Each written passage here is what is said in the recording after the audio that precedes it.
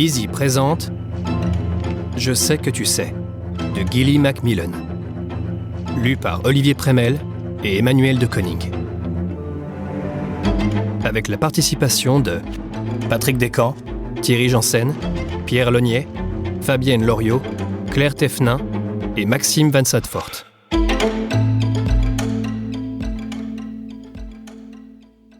À Jules.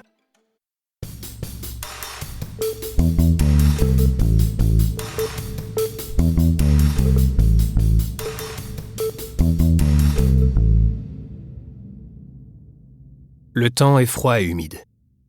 Une pluie horizontale éclabousse les lunettes de Fletcher et lui cingle les joues.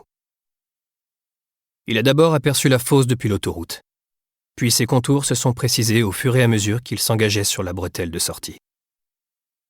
À travers les essuie-glaces qui battaient frénétiquement, il a vu le dos des ouvriers rassemblés.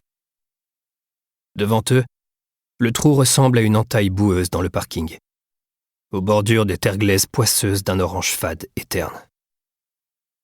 Fletcher s'est arrêté près de l'entrée de l'hypermarché, au bout d'une rangée de voitures mal garées. Danny n'a ouvert la portière côté passager qu'après avoir resserré au maximum sa capuche autour de son visage, comme une coiffe de petite fille. Dans la fosse, les hommes ont découvert des ossements. Fletcher reste planté à côté, impassible, tandis que les éléments se déchaînent contre lui. Il observe. Il note le goudron noir tout juste coulé dont la surface mouillée luit. L'eau a envahi les moindres creux. Les flaques sont grêlées et ridées.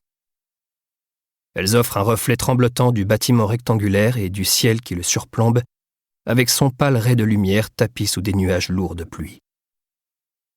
Un des ouvriers essaie d'allumer une cigarette. Son briquet produit des étincelles sans jamais créer de flamme. « Qu'est-ce qu'ils construisent ?»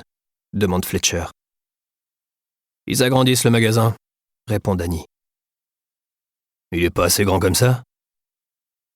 L'hypermarché est un mastodonte, aussi large qu'un pâté de maison. Le macadam qui le ceint ressemble à des douves noires. Autour, épousant les anciennes courbes du paysage, se déploient des rues bordées de maisons victoriennes. Elles montent le long d'une colline puis se font plus nombreuses dans la cuvette qui se trouve à son sommet. Un parc boisé s'étend le long de l'arête. Un pylône de télécommunications est dissimulé entre les arbres.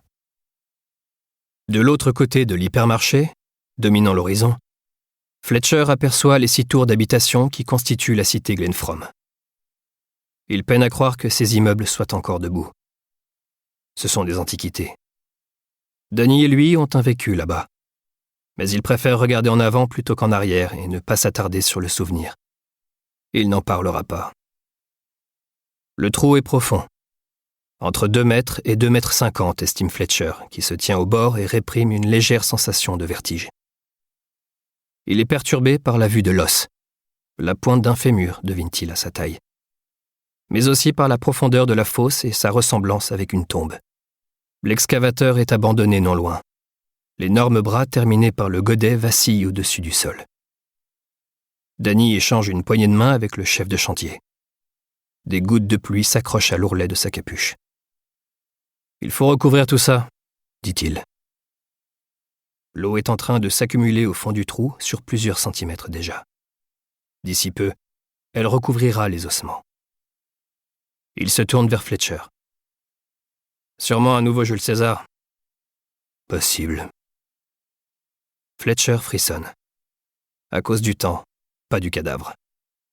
Le froid a fini par le pénétrer au plus profond de son être. Il le sent dans sa chair. Ce n'est pas la première fois qu'il découvre des ossements humains suspects. Dans un cas, il s'agissait d'un tombeau romain, dans un autre, d'une fosse commune pour les pestiférés. Cette dépouille-ci n'est certainement pas récente. À sa connaissance, cela fait plus de 20 ans que l'hypermarché a été construit et que la terre sous l'épaisse couche de goudron a été creusée.